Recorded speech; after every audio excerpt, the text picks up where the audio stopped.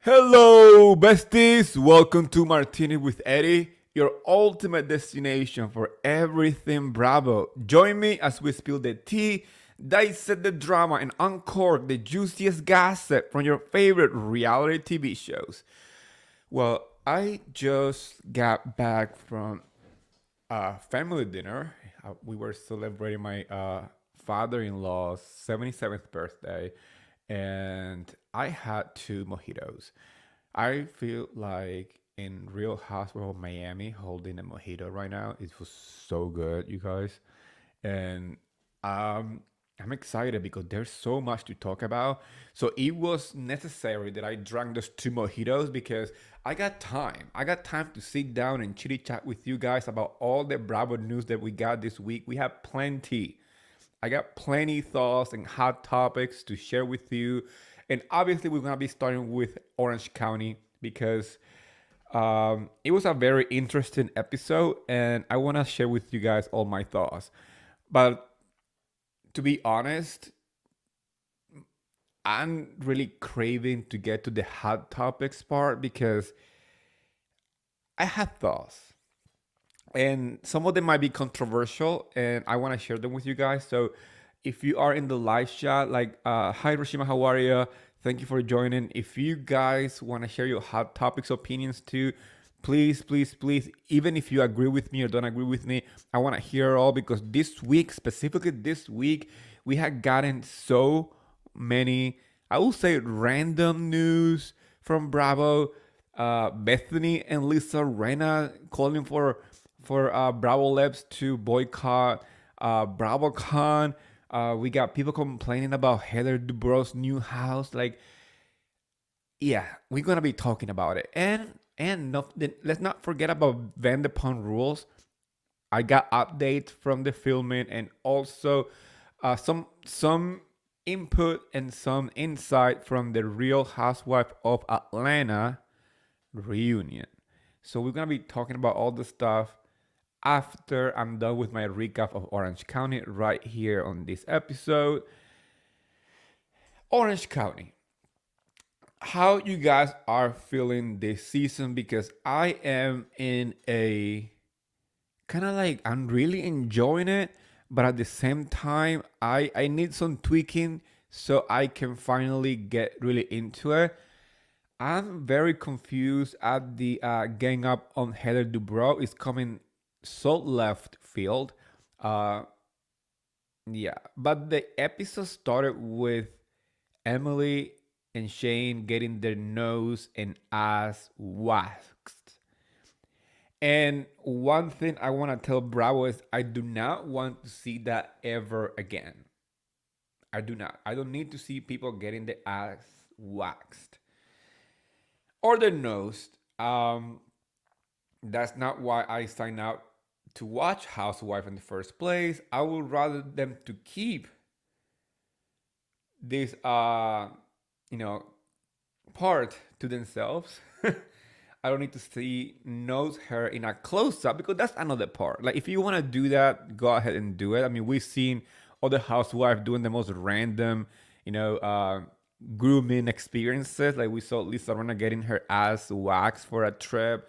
We saw, we see people getting Botox and all this stuff, and we've seen it all on Housewives. But if you are going to get your nose and hair removed with wax, please do not make a really extremely close up to it because the amount of hair that came out of Shane's and um, Emily's nose was quite disgusting. And yeah, I did not need to see that. But at the same time, we need to see some cringy moments on that show for us to like really get into the drama and kind of like laugh. But once again, I don't need to see it that close. Like, no. One thing that I am very sad and happy at the same time is to realize how old I am just by watching Bravo. On this episode, Taylor shared that, Kennedy turned 16 and they did a side by side photo from her time on Beverly Hills, when Taylor had that tea party for her birthday. She was so little that she didn't care for all the crazy stuff that were happening around her and the Mad Hatter look that Taylor was sporting. And Taylor literally standing on the tea party table taking photos. Like mainly that party was for Taylor herself more than for Kennedy, but they showed us side by side. And when I said I felt so old, I felt old. You know, I can only imagine how I'm going to feel when these house kids start having their own kids. Man, time flies. And that's how you know that you're a Bravoholic. That's how you know that you've been, watching Bravo from day one. When you realize that you had seen Bravo for decades, because what used to be a tiny baby now is a grown ass person. Rashima, yes. You remember the outside party for her daughter. Yes, that was honestly one of those iconic moments in Beverly Hills. I mean, people might think of Taylor as an underappreciated underdog in Beverly Hills, but she gave us some iconic moments. And that particular party was iconic because even though Taylor had this humongous, ultra expensive party for her daughter did not care for any of it. Instead, it was Taylor having a party for herself, a whole tea party for Taylor. That was the excuse.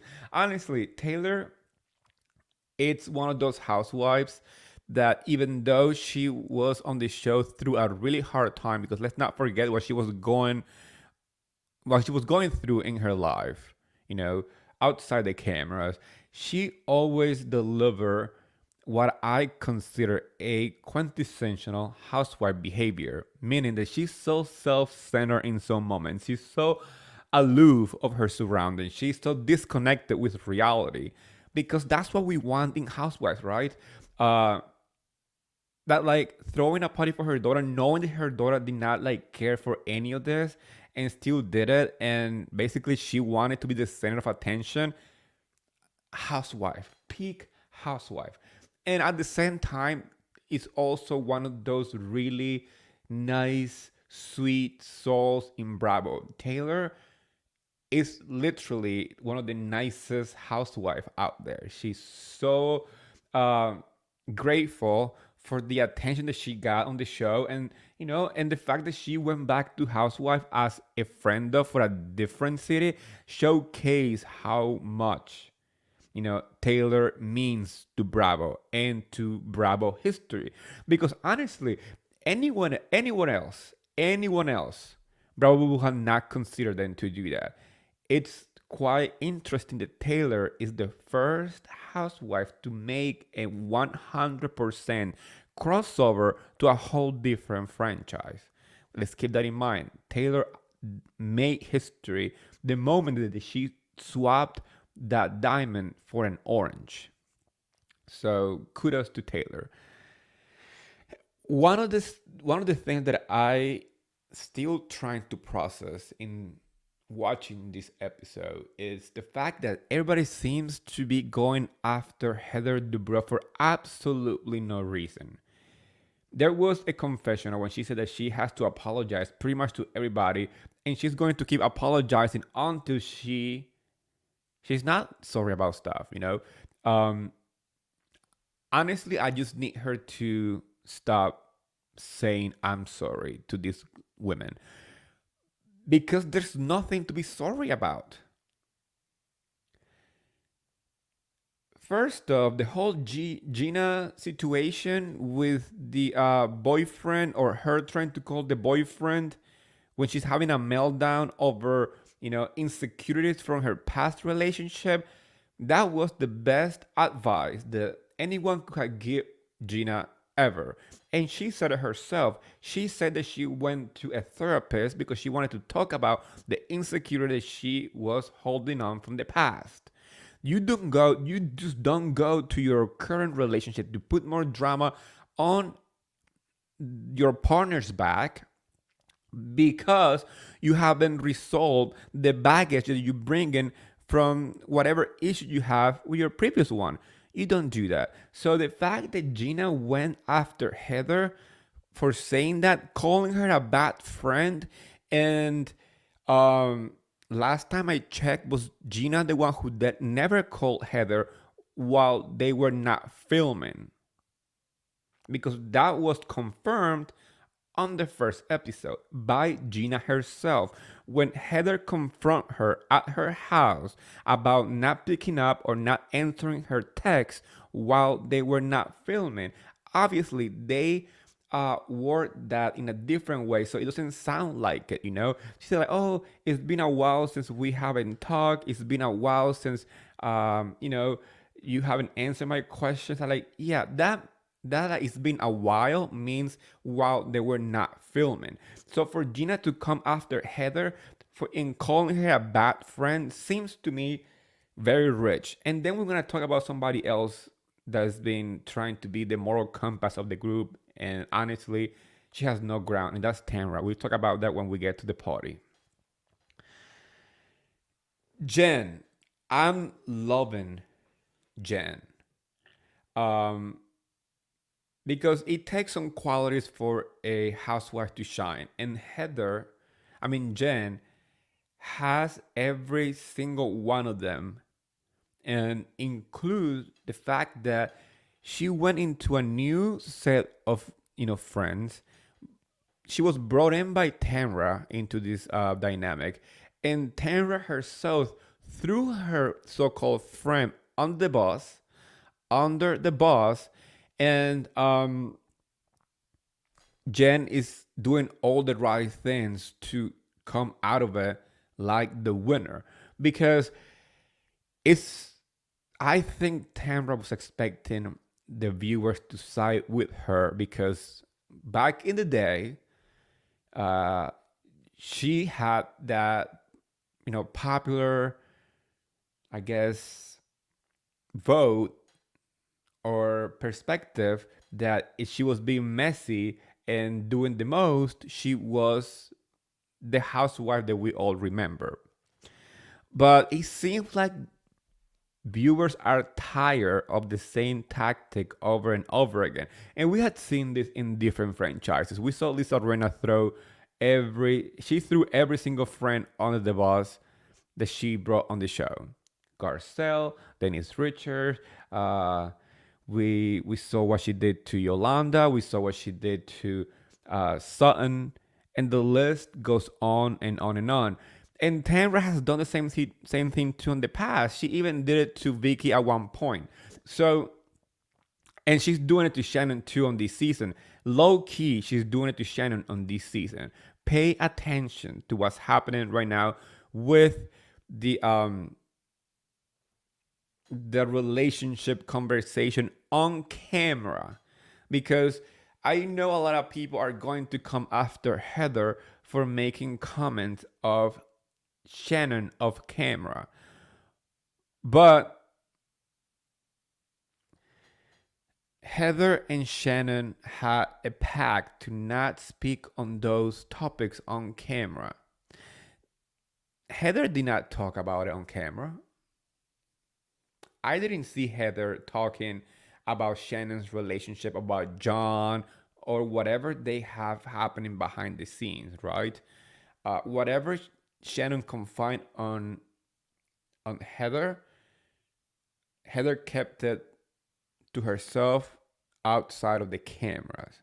She shared some of the stuff to maybe people who are close to Shannon, like Emily and Tamra, right?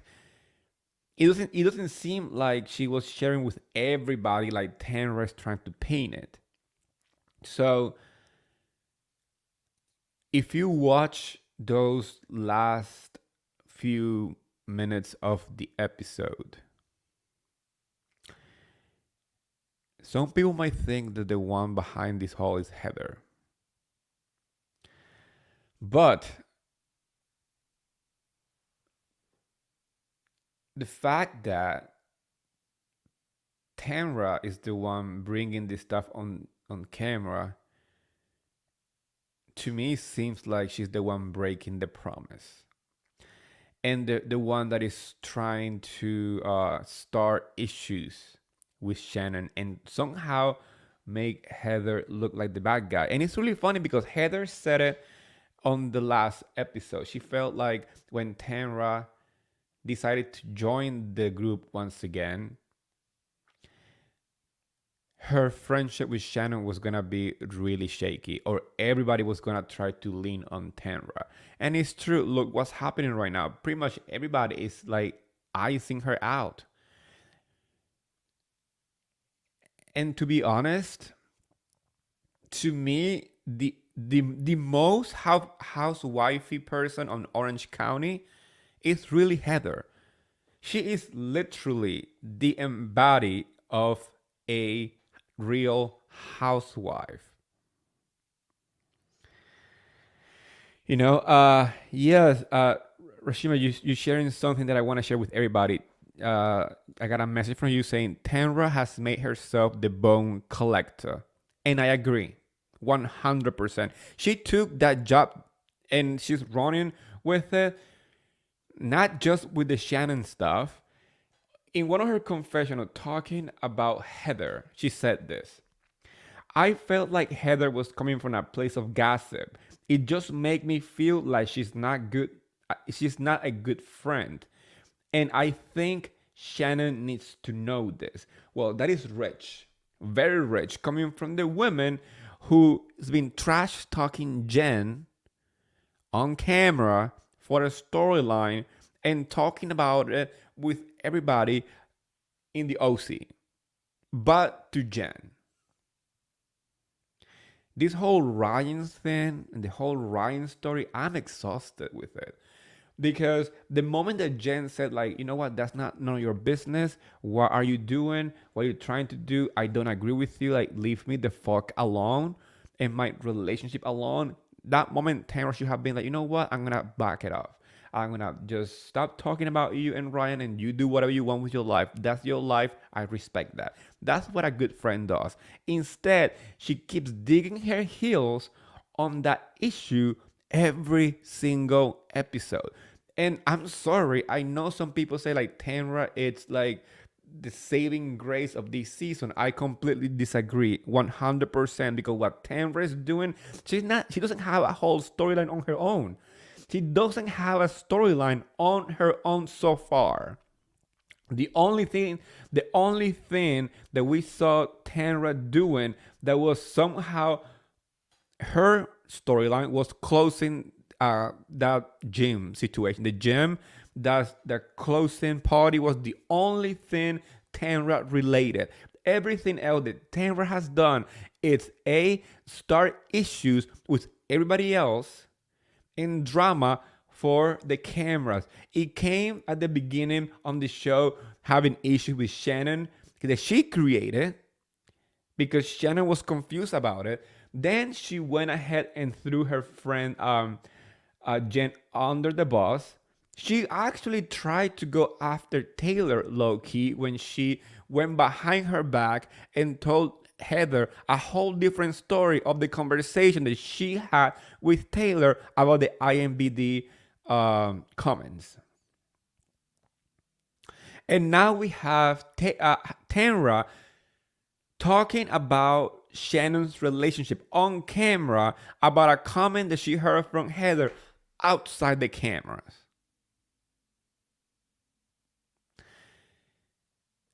So for Tamra to call Heather a bad friend, that's rich. And that, I love this. Thank you for bringing this up, Rashima. I got a message from you once again. He says, me too. I think Tamra is going to milk it with Jennifer all season. Why doesn't she talk about her son? Thank you. And I spoke about this on that episode of The Party. When he showed up, and obviously it's her son, but the fact that Bravo gave this guy time, like on the screen, and have Tamra pretend that her son is the consequences of like being a victim, or having issues. I'm like, no, no, no, no, no. Your son is a racist and a homophobic. That is the reality of this case. Let's talk about that. How about that? I agree 100%. That is the storyline that people should be going after. If I was on that show,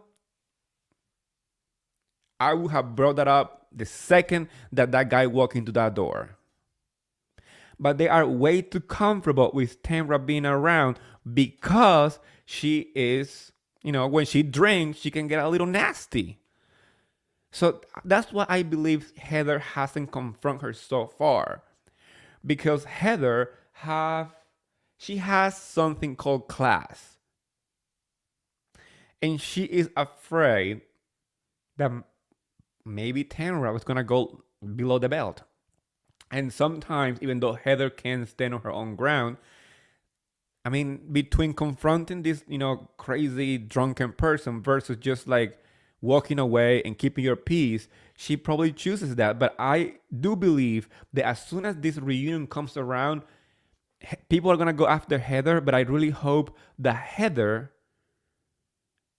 keeps the energy that I saw in the upcoming episode. I saw a clip of it, and she's seeing Tamra right through her. She is calling out the fact that she was trying to test her, to talk about Shannon on camera. You guys gonna watch it. If you haven't watched that clip, I think it's on bravo.com, bravotv.com. When you go to the teaser for the next episode, if you watch it, you see a moment between Tamra and Heather when Tamra is trying to get Heather to say what she heard about Shannon on camera. But Heather, being the classy lady that she is, she got it in that moment, and she was like, you know what? I'm not going to say that. I'm not going to say what you want me to say. Everything is fine. That's why I hope Heather comes prepared to the reunion, because she has a lot of ammunition against all these women, especially Tamra. They came on this season with the idea of, stirring the pot, but instead she is looking foolish to me. Because why do you bring a friend to the show to just throw them under the freaking bus? I agree with you, Rashima. That part when the message that you sent right now, it said, it made me sick. They all ran to him and hugging him like he's such a good guy. I agree. I was sick. I was tired. I was like, get this guy off my screen. I don't want it. I don't need it. Pack it up. Send it back in the mail. That's all I said. I don't want to see his face. Because one thing that I don't appreciate, it's the fact that there is no accountability. Some people are saying he said those stuff. That's her son. Maybe they have a conversation off camera. Well, guess what? That conversation, if quote unquote happened, I needed to be on camera. Because what he said it in a very public platform. So I'm not buying this, oh, he's a victim, or he's having a hard time. Being racist and homophobic is not having a hard time. Period. There's no excuse for it. So the fact that Bravo gave this guy a second, I don't care how long it was, of camera time, sick, tired, done, send it back in the mail. I need Heather and Jen to realize that Tamra is friend of no one but herself. It's funny though, because Tamra was on Watch What Happened Live, right? And she was asked about the beef that she has with Teresa Giudice. Funny thing is, Teresa is living her best life in Greece. She's traveling the world. She is, dealing with her own business. She's not answering to Tamra's attention-seeking comments, and she shouldn't. She shouldn't answer to her, because that's exactly what Tamra wants. She wants attention. She has been beefing with herself. She has been beefing with herself for weeks, trying to go after Teresa, because she knows The moment that Teresa give her some attention, she get her name out there, people talking about her. Because the first time that they had a like a little online beef, because Tamra said something and Teresa kind of replied to it on her podcast, Namaste Bitches. Then Tamra made this like a whole bigger deal because she know that her name was gonna be out there. Obviously, including myself, I defended Teresa because I don't care. Yes, I'm a tree stump. I don't care. Call me tree stump, tree hugger, whatever you want to call it. I like Teresa for what she is. I'm from Jersey, and that's my Jersey girl. Period.com. At the same time, after that happened, Teresa just ignored Tamra, but Tamra continued to attack them one after the other one. And then when she realized that Teresa was not answering her attention-seeking comments, she started tweeting about Louis because she knew that that could be like Teresa's Achilles heel. But once again, Teresa said nothing. Crickets. So you know what that means? That beef that Tamra was talking about is a beef that she has with herself. Funny thing is that when she was on Watch What Happened Live 2 nights ago, when Andy asked that question, she said, "Oh, I love Teresa. I like Teresa a lot. It just it was just comments, but I'm Team Teresa. I want to squash this beef at BravoCon. No, bitch, I don't need you to go on stage and squash no beef. You have no beef. You have a beef with yourself. Maybe you have to go on stage at BravoCon to squash that beef, and the only person like on the stage is by yourself because Teresa has no time to talk to you because she doesn't care about you. You're just embarrassing yourself. You're so desperate for ratings and attention that people are reading for what you are. And that's why people are turned off by it, you know? Hi, Barbara. How are you? Thank you for joining. I just saw your message, and it says, really hope Heather goes to Beverly Hills. She will fit in so much better and more her crowd. 100% agree. And I'm gonna touch on that topic when I'm done with this recap because I have some thoughts about online comments on Heather's new home in Beverly Hills, and I will give you my opinion if she should or shouldn't go to Beverly Hills and why. Um, I liked this whole party at Emily's, mother-in-law's situation, like with the slipping slide and being fun and whatever. I didn't realize how much spray tan these women do. The fact that water turned brown was quite disgusting, and I do not blame Heather by bringing a whole entire like scuba diving suit to like do the whole slip and slide because I have not done it without it. That water was nasty, nasty brown. Like the coloring of the water was coming from these women's chemicals on their skin, and that says a lot.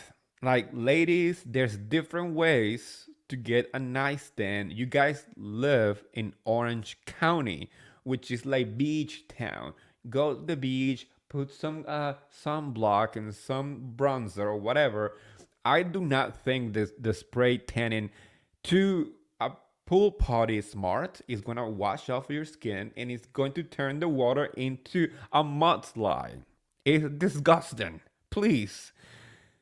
Um, Another part of the party that it was really interesting is knowing that Tamra's friend Heather Amin was part of a scene with Jen. And all I had to say is that Tamra's friend Heather wants either to be on the show or once again was Tamra producing. And Tamra is giving me Lisa Rena vibes, and it's not looking great. The fact that she brought this friend to trying to make Jen look in some kind of like different light pretending that all she wanted is for them to talk and fix stuff. Like, come on, let's be honest here. You just brought these women on the show to be your muppet, to be your freaking little puppet, telling your side of the story because you want to get to Jen's, make her feel really off and get under her skin. Like, I still don't get it. I still do not get it. And I said it last week on the podcast and on Twitter too. The way that Tamra is talking about Ryan and the way that she is constantly bringing him up is giving me the vibe that maybe just maybe she was the one who was interested on this guy.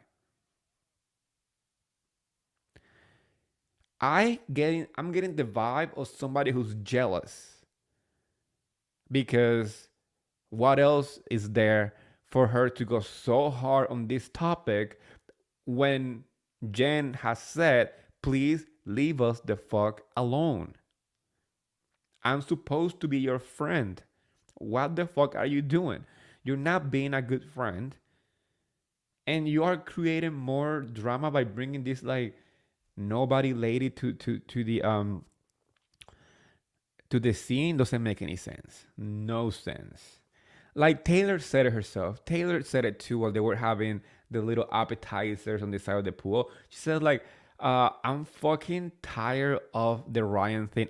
She said I have a meme right here because I love that scene. She said like, I feel like I'm fucking married to Ryan. Like, I'm annoyed listening to this relationship. I'm sick of Ryan. I don't even know him. And guess what? It's like, I'm not sick of Ryan because once again, he hasn't been on the screen more than like 2 scenes total. But I'm sick of hearing of him. I'm sick of making this relationship the driving force of the season. The only good thing about it is that Jen is coming out of this as a fan favorite because she's dealing with it with class and a little sass. And she's outperforming Tamra because she's keeping it cool in the process while Tamra is looking desperate for a moment. Like her tossing the whole napkin on her face, that was desperation right there. That was, I'm gonna try to make a scene in front of the camera to have like this moment. I'm gonna try to recreate my biggest moments on the show, like when she tossed wine back on whenever she joined the show, So she was trying to recreate that moment and it felt so flat.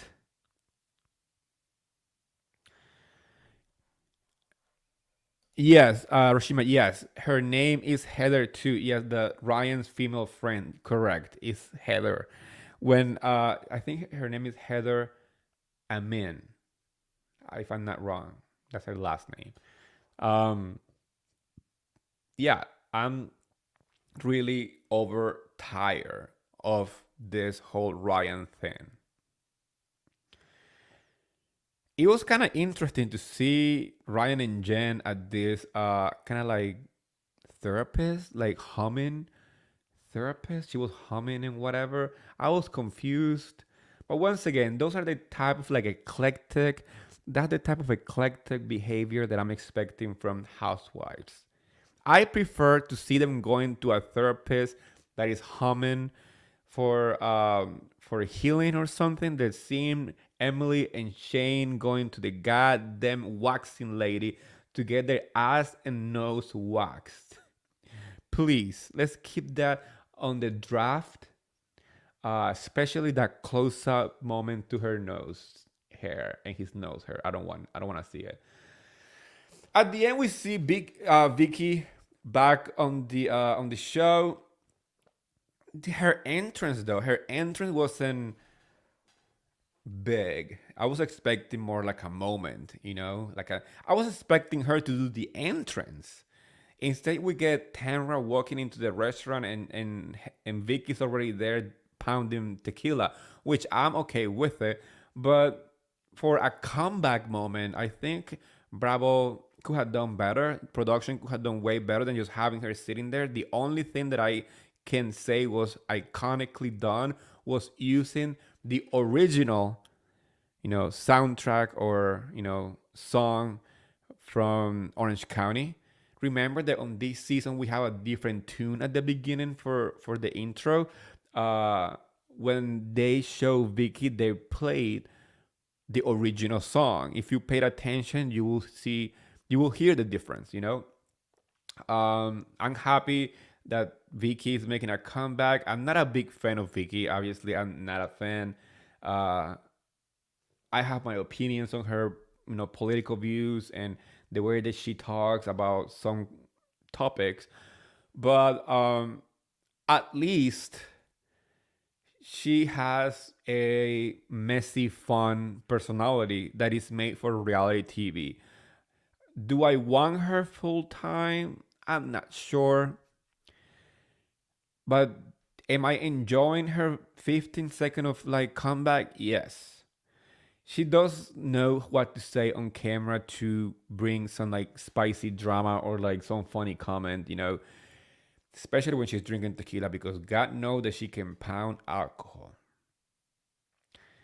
One thing that I did not like on this scene though is the way that Tenra was trying to, bring out what Heather said about Shannon and John's relationship because you can tell that Shannon is not happy or is very uncomfortable that she walks to production breaking the fourth wall. I love those moments. I don't know about you guys, but I love a great fourth wall breakage on Housewife, especially after Ultima's girls trip. I think it makes more sense. We had seen it happening more often now than before. We saw it on Potomac with Candace and Giselle. We've seen it, now in Orange County. We saw it in Atlanta. Beverly Hills had a moment. Obviously, Beverly Hills was one of the original ones with Denise Richards breaking the fourth wall. So all those moments to me makes the show more interesting because as viewers, the idea of a reality TV show is forgetting that there's camera and it's like us looking into this woman's life as our eyes playing the role of a camera. So we have to forget that there is production behind it. But we are past that. We are way past that mentality. And we as viewers know that behind these women, there's tons of camera, audio people, there is glam squad, there is production, there is editors playing with the footage. So I appreciate when those fourth wall breakage happen. And this one seems to be really intense because Shannon literally said to production, if this goes on air, my relationship is over and this is done and I'm done. So whatever Heather knows or whatever Shannon is going through that shared with Heather must be really freaking dark or really sad. And I'm curious to know, but at the same time, as somebody who appreciates Shannon, I'm afraid that this is the domino effect for her relationship to fall apart. Because obviously at this point, it's out there, it's gonna be inevitable for them to speak on this topic. And I'm pretty sure that's what Shannon was trying to do. She probably didn't want to talk about it. She said like, I will tell you later. I'm mic'd up. I don't want to talk about it right now. And she walks towards production. I'm curious to know. I want to know what she told Heather and what Tamra knows. But I'm also feeling really fucking bad for Shannon. Because it looks concerning. I don't know about you guys, but if somebody says like, if this goes out and it's air, this is done, my relationship is done. So I'm like, it must be so fucking fucked up shit. So that was the end of it. The next week episode starts from this moment. So we will talk about it on the next episode. Yes, Summer House Martha's Vineyard had another moment. Yes, especially at the end when they were fighting and the production got involved. That was a big freaking breakage of fourth wall. Like I said, like it makes the shows more interesting. It involves us as viewer even more than ignoring the fact that there are cameras around them. Also, remember back in the day, it was unheard of. It was impossible for housewives to do crossovers. It's like they lived in a little bubble in Atlanta. For example, Atlanta ladies, you will never see them talking about the ladies of Beverly Hills, of the people from New York never spoke about the ladies of New Jersey when they literally half an hour away drive. Because where Teresa and all the housewives from New Jersey live is literally 30 to 45 minutes drive from the Upper East Side. No joke. So the fact that the Bravo was pretending to keep this housewife in little bubbles, pretending they never met or they never worked together, was kind of like crazy, you know? But now we see that more often where housewives of other franchises openly talk about their friendship with other ladies. They work together. They are on the same umbrella. They do events all the time where they have to meet each other. So I'm happy that Bravo is leaning on that by bringing, guest appearances. Like on Beverly Hills next season, we're gonna have Cynthia from Atlanta making an appearance. We're gonna have Larsa from Miami making an appearance. We saw Candace in Atlanta performing with Drew. So, and now obviously we have the biggest crossover in Bravo history with Taylor from Beverly Hills to Orange County. So I think this is the effect of Ultimate Girls Trip. Ultimate Girls Trip opened the door for Bravo to use their Bravo universe in so many creative ways that I'm enjoying that part. You know, talking about Heather, I mentioned that before that I wanted to get into this when we were done with the recap. Barbara, you said in your message, I'm going to read this once again. I really hope Heather goes to Beverly Hills. She will fit in so much better and more her crowd. As we know, Heather sold her mega house for $55 million. Yes, that is 55 US million dollars. 55 million US dollars. That is a shitload of money that she sold this house for. Now she purchased a not only a penthouse. We saw that penthouse being we didn't see the penthouse that she bought, I believe, but she bought this penthouse in LA. We saw her making a cameo on Selling Sunset, the latest season, and she was working with the realtors from that open. I forgot the name of the guy. The realtors on that show. She was working with them to find a penthouse, and she bought one. Now she purchased a house in the top of the Beverly Hills. Like literally, her view is absolutely beautiful. And if she was to move to Beverly Hills, she will be literally the only housewife living in Beverly Hills out of the whole entire cast, which is really interesting. But obviously, fans, you guys, I mean, there's stuff that we can complain and I agree on, but I read an article that says that fans are complaining about Heather's pretentious behavior and out of touch behavior by buying a $60 million mansion, and then she's gonna invest like $30 more million on it to like renovate it. First of all, somebody was saying, "Oh, look what she did to her last house." I'm like, yeah, she sold it for profit. That's what people in a, real estate business do. The Dubrows have businesses in every single aspect of like whatever. They just don't make just money out of like Terry Dubrows, like, plastic surgeon career and stuff like that. They have their hands in different businesses, and real estate business is one of them. So the moment that Heather realized that she could sell her house for profit, she did not freaking skip a beat. So she's taking that profit that she made, buy a house in Beverly Hills, and renovate it. Also, obviously, the picture that we saw of the house are basic compared to other homes, but she bought it for $60 million. What she is buying in reality is the land and the view. You know, that house, if it's modern, is like maybe 3 or 4 times that value. So the fact that she's buying this house and she's planning on redo the whole thing, that is fucking amazing. That is business. So she's not only going to build a house in Beverly Hills, she's going to build her dream house in Beverly Hills.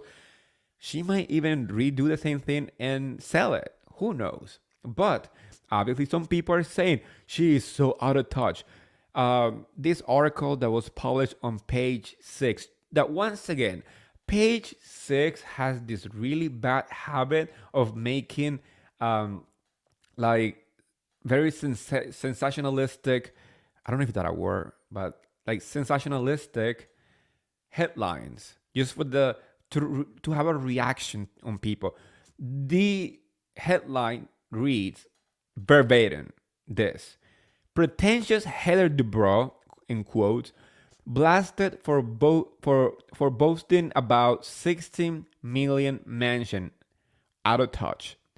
He also said the fans are claiming this housewife is out of touch and has been slammed on social media for bragging about her newly purchased 16 million Beverly Hills mansion.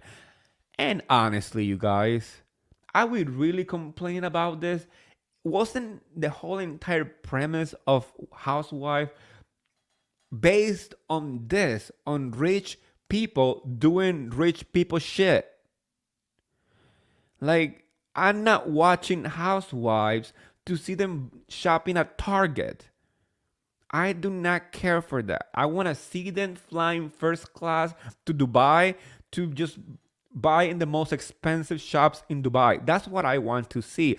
I want my housewife to be so out of touch that it's freaking incredibly crazy. That's what I watch this shit. I'm not looking for Gina Incasita shopping at Walmart. That's not what I want. That's not what I signed up for. When I started watching Housewife almost 2 decades ago now, it was because it was New York, the opulence of the Upper East Side, the very exclusive lifestyle that little part of New York has. Yes, the Upper East Side is like a exclusive club that you buy a membership for, or you were born in that membership. So that's why I watch it. Then we moved to New Jersey, seeing Teresa Giudice shopping for her mansion that she was building, paying for furniture in cash, millions of dollars in furniture. And then we go to like Atlanta when we see these very successful women, building, empires like Candy, and then we go to Beverly Hills that was literally premiered during the recession in 2008. It was literally premiere while the recession that we went going through that happened in 2008. It was, people were afraid that people were going to react about negatively about these women flaunting their wealth in California. And guess what? No, people actually watched it because it was a way to escape this financial crisis. So now for people to start complaining about housewife doing what housewives are supposed to be doing makes no fucking sense. Zero. Like I said before, I do not care for housewives shopping at Walmart. I don't even shop at Walmart And yeah, I know I sound pretentious too, but I don't put my one foot into a Walmart because I'm afraid of what I'm gonna find in there.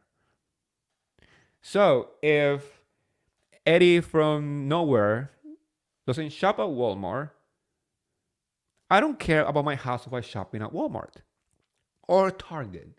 I want them to live the life that none of us can achieve, even if it's not real. Because as we know, some housewives rented their homes or rented their furniture or pretend to have money for the show. That's not like a new thing. That came out as the show age. And before Heather Dubrow joined the Orange County franchise felt like soccer moms. They were just rich. There was no wealth in Orange County. It was just rich suburban women, which is pretty average in America. It wasn't Beverly Hills wealth. And it was definitely not Upper East Side wealth and exclusivity. It was soccer moms with a little extra cash in their banks. So when Heather joined the franchise, she brought that level of wealth. And that's when I'm going to answer Barbara's question before, when she said that she feels like Heather would be better off on Beverly Hills. And I agree. I'm gonna agree with that. You know why? Because the fact that Heather is pretty much so rich compared to the other ones. I said it before. If you Google the net worth of every single one of the housewives on Orange County right now, and you add that, it wouldn't be still half of Heather wealth. Heather is that rich compared to the other ones. So some people on that show might be intimidated. And now they're putting this narrative out there that she is pretentious, that she talks down to them. Tired. Maybe she needs to go and play with the big boys or the big girls in Beverly Hills with that really big money. Like, let her hang out with Kyle Richards, who's worth $100 million. Let her go to Lisa Vanderpump's restaurant and hang out with Lisa, who's also worth $100 million. Let her go to Sutton Strack's shop because she's worth $50 million. You know, I'm sorry. I know people like Gina. I appreciate what Gina brings to the show, but Gina's casita can be compared to Heather Dubrow $55 million home. So I do believe that if Heather moved to Beverly Hills, she can be herself a little more. Roshima is right. She said Heather dresses down to be in OC, but in Beverly Hills she will have to bring it, and I agree 100%. 100%. Because if she dressed up with the budget that she has on that, the other ladies on Orange County will be talking shit about it. She'll be, oh, she's trying to outshine all of us. I'm like, fuck yeah, she is way richer than you are. So she has a bigger budget. So I do believe the Heather dresses down just to make sure that the other ones are not so insecure about her wealth. So maybe she should take her wealthy ass to Beverly Hills when they actually care about dressing up, fancy parties, flying private jet. Remember when she flew freaking Gina in a private jet in the last season to go to New York?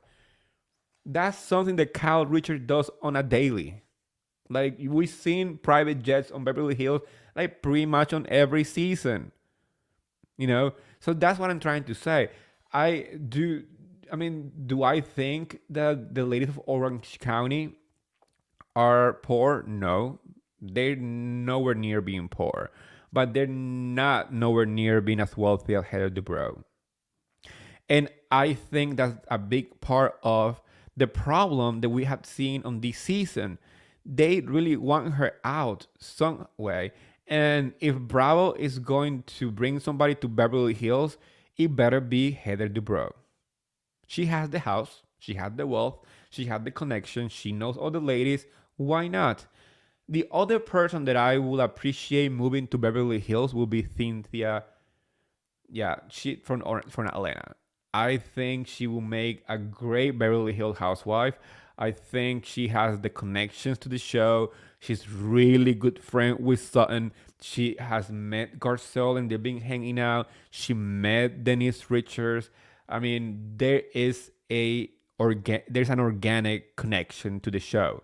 So if somebody else deserves to be moved to a different city, it will be Cynthia. Either Heather Dubrow or Cynthia to Beverly Hills.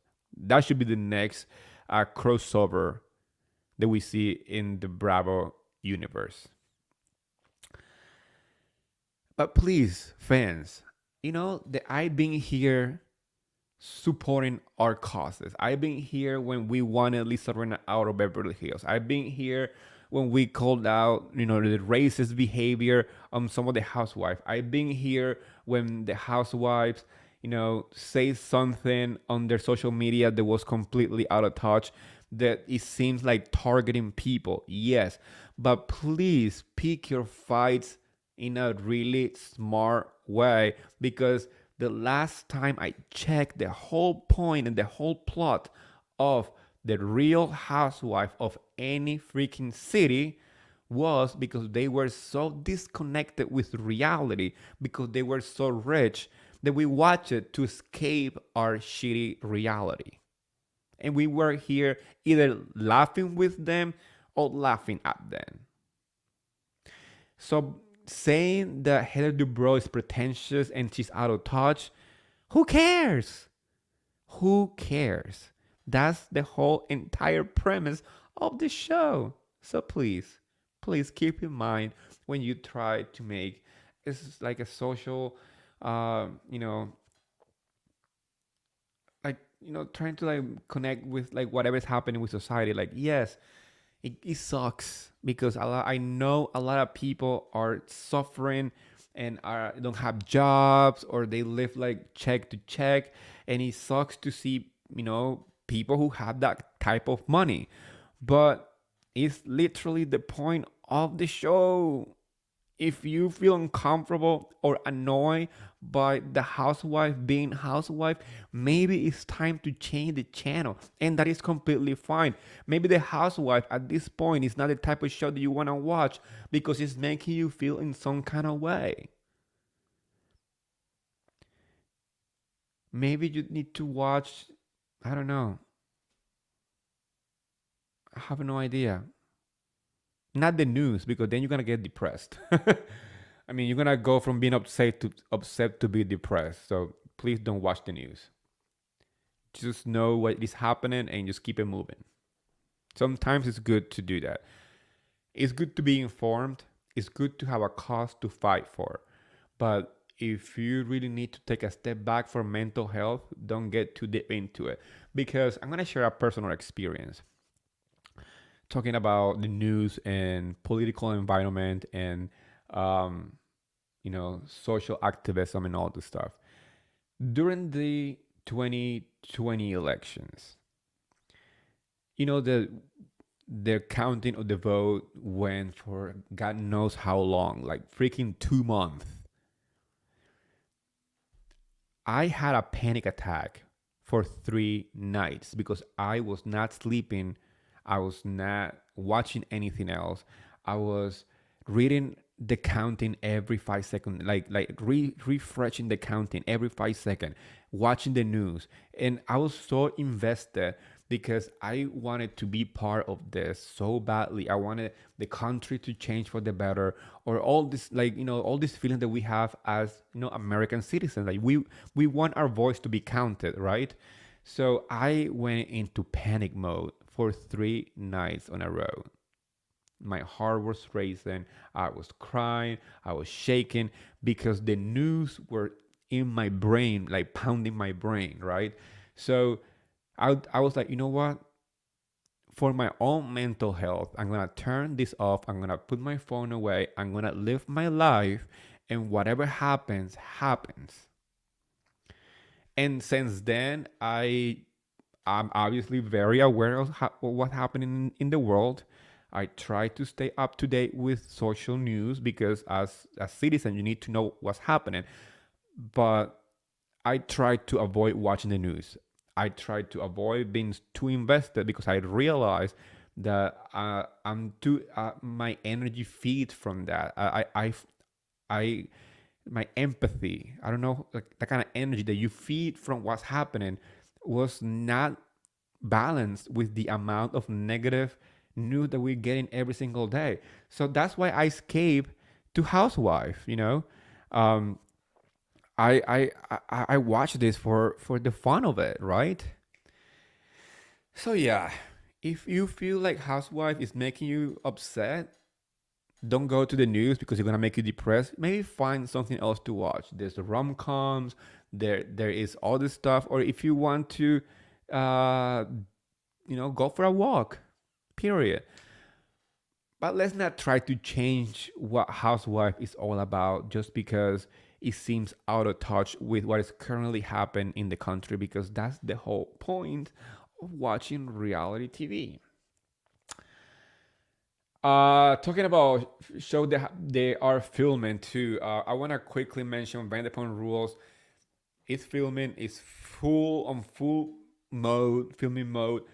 Rachel Levis has not filmed yet.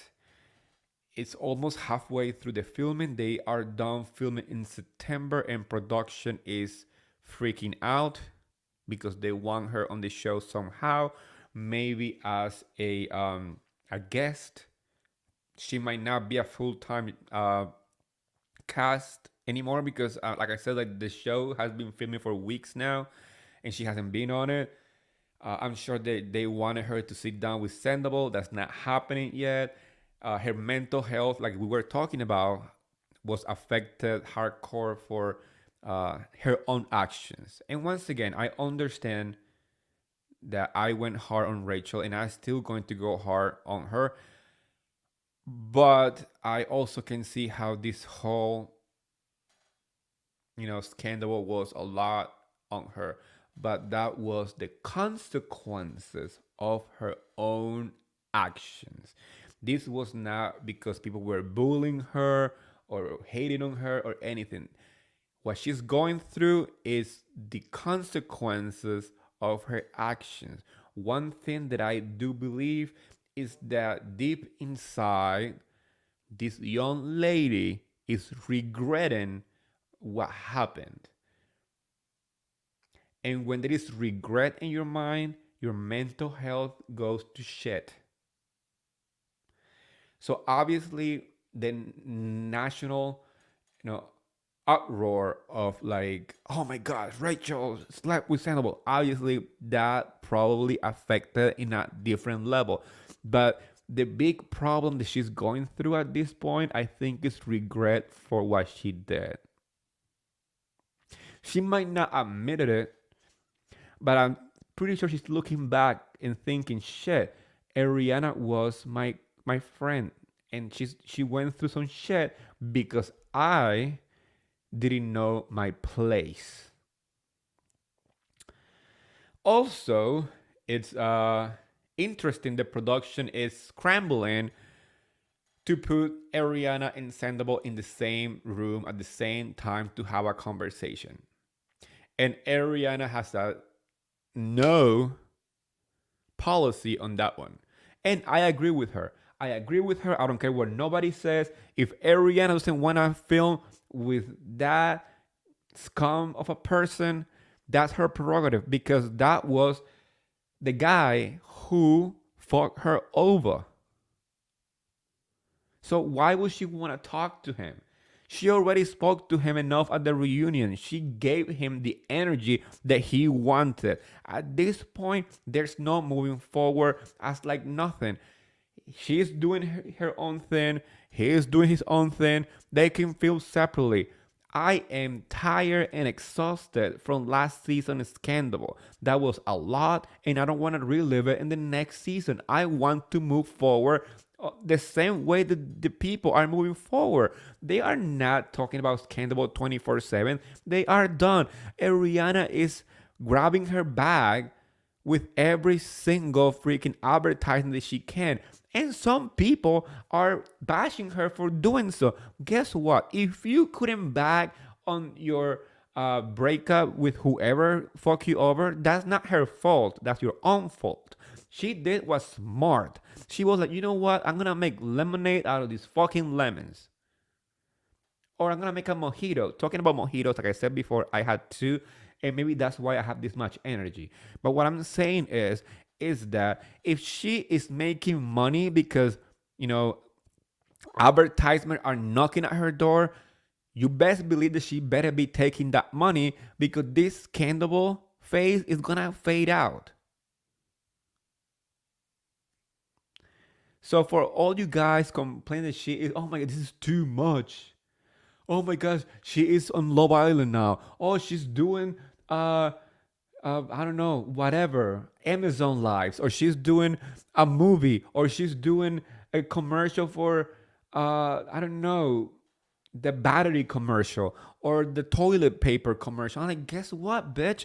Good for her. Grab your bag. That is what it matters. That's what she signed up for a show. She needs to get her money now because this show is not gonna last forever. So she's smart. She's putting that money on her business too. Which, by the way, if you saw some pictures of something about hers like front being like demolished or changed, is because I'm gonna tell you what. No, they are not stopping the opening of something about her. What's happening is that because some permits took so long, now they had to make changes to fit those to be up to code.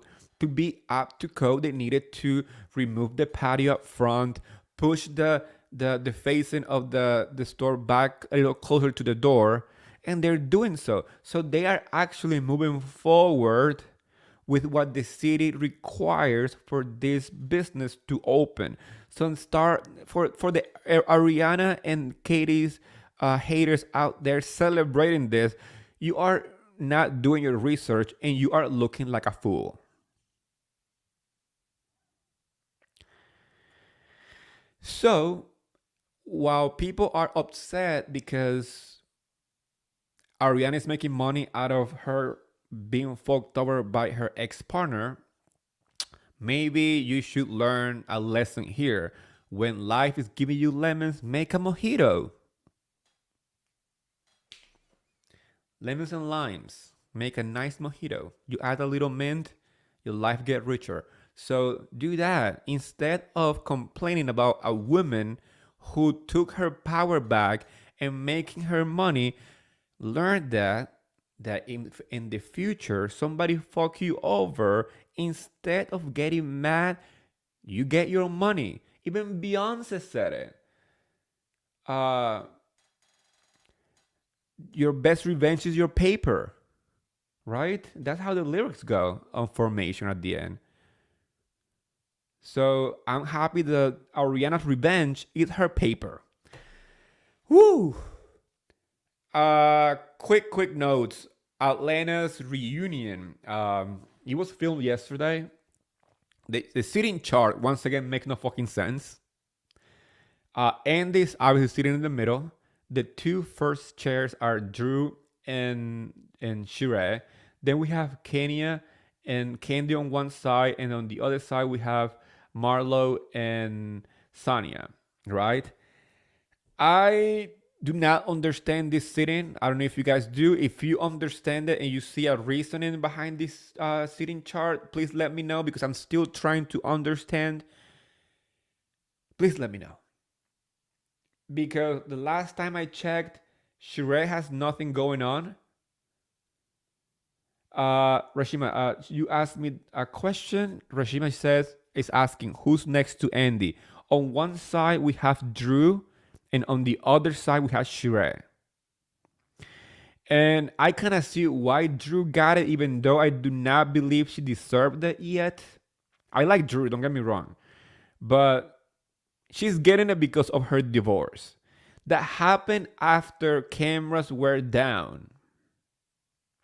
If we're going to be talking about drama during the season, I see Kenya or I see Candy more deserving of that first chair because Candy had issue with Marlo, Candy has issue with Sheree, Candy has issue with Sonia. If somebody deserved that first chair next to Andy was Candy by the amount of drama and issue that she got in with all the ladies on the opposite side of the couch. On the other couch, Shrek getting the first chair for what? For not selling She by Shrek items? Because honestly, I still don't know one person who purchased a She by Shrek merchandise. So what is the reason behind her sitting next to Andy if she didn't sell She by Shrek? And we still don't know what this Martell relationship is all about. You know? Um, Rashima, I agree. She just shared with me something. This message from Rashima says, Shrek and Martell are a fake couple. I don't care who says differently. I mean, Andy posted a kind of like those updates on his Instagram story. At the end of the reunion, he said, "Oh, Shrek, I'm not gonna reveal what you look, but you look too hot to go home. You need to go out there and find you some hot guys in New York because they filmed the reunion in New York." And she said, like, "Oh, I'm gonna be out in the city." So yeah, if you guys are out there, hot guys in New York, Shrek is on the lookout. So if Shrek was with Martell at this point, I'm pretty sure Andy will not be making this post at all, right? So yes, this whole thing makes no sense. I do not like Marlo as a full-time housewife, but if anyone on the opposite side of the couch kind of deserved that first seat was Marlo. It's sad to say that this season was so wonky and disjointed that the person who truly deserved that first sitting next to Andy was Marlo. And it's because Marlo indeed have issue with Drew, had issue with Kenya, had issue with Candy. But once again, if I was the one making this sitting chart, if I was the one creating the sitting chart for the reunion, it would have been Andy in the middle. On one side, we will have Candy, Kenya, and Drew. On the opposite side will be Marlo, Sheree, and Sonia. I will swap, Candy and Drew, and I will swap Marlo and Shrek because everything else makes no fucking sense at all. But if you remember last season's reunion chart, it was also very disjointed and weird. I think all of us were shocked when last season's reunion chart was released by Bravo. It made no fucking sense. So once again, on very, I guess, tradition in Atlanta now, because this has been happening in Atlanta twice, the sitting chart is just random, super random. Another thing that we saw today was a leaked photo of the ladies' looks. The theme seems to be baby blues and sparkle and feathers. I am going to talk about each and one of them when the official individual cast photos are released by Bravo. But based on this photo, my favorite looks are Kenya and Candy. My least favorite look is Shrek because she looked like she's wearing Sheen by Shrek. I actually kind of like Marlowe's. It's just really confusing by this photo, so I'm gonna wait for the cast photo when she's by herself so I can see the look better.